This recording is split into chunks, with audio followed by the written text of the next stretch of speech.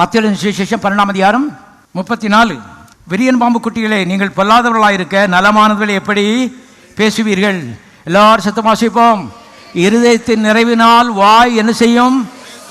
கவனிங்க, எண்ணங்களை பற்றி பார்த்தோம்.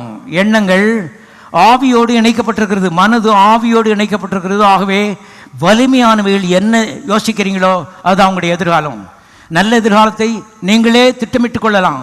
ஒரு இன்ஜினியர் நல்ல வீட்டை அருமையான திட்டமிடுற மாதிரி நல்ல எதிர்காலத்தை நீங்கள் திட்டமிட்டு கொள்ளலாம். இது உண்மை.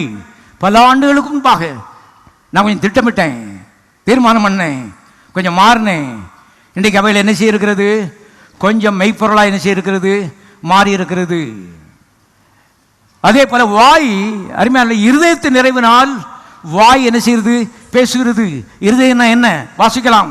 1 பேதுரு புத்தகம் 3வது அதிகாரம் 4வது வசனம்.